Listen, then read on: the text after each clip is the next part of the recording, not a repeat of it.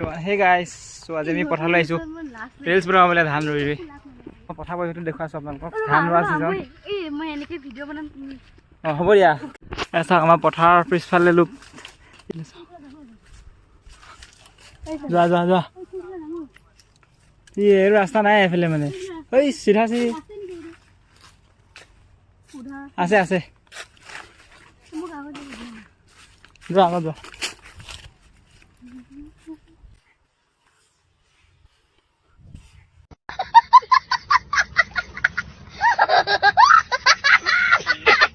মাছকলা মাছ এৰিলি নে এৰিলি এই পুখুৰীটো মাছটো যেতিয়া ডাঙৰ হ'ব ধৰিব তেতিয়া আপোনালোকক দেখুৱাম ভিডিঅ' বনাই পাই গ'লে পথাৰ গাছ দেখুৱাইছোঁ পথাৰ ধান ৰোৱা পৰিৱেশ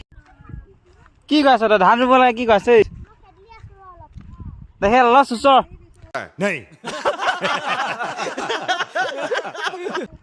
চুচৰ সাঁতোৰ এফালে ঋতুপৰ্ণে সাঁতুৰি আছে ধান ৰোৱাকৈ আৰু আমাৰ এইফালে তাই আকৌ নতুনকৈ আলি ধৰিছে তাৰ মাজে মাজে খোজকাঢ়ি পেলাই আকৌ তাক ৰিলছ বনাই দিব লাগে বোলে চাওকচোন আলিটো ভাঙি কি কৰিলে তাই মানে কি হ'ব আমি ৰিলছ বনাইছোঁ ঋতুপৰ্ণ চাওক মুখখনৰ অৱস্থা চাওক দেখিছে কেলা তোৰ ইয়াৰ অৱস্থা কেনেকৈ হ'ল দে এবাৰ সাঁতুৰি দে নহ'লে ভিডিঅ'ত ওলাই দে কোনালৈ দেখুৱাম দে আলি দিয়াকৈ দেখুৱা কি ৰিলছ বনালোঁ আমি দেখুৱাই আছোঁ আৰু ভুই ৰুই থকা এই ওচৰতে চাওক পুখুৰীটো ইমান ধুনীয়া এটা পৰিৱেশ কিমান ধুনীয়া লাগিছে ইয়াতে মাছ এৰি দিছে বোলে চ' ডাঙৰ হ'লে যেতিয়া মাছ ধৰিব মই দেখুৱাম ভিডিঅ' বনাম কি কি মাছ পায়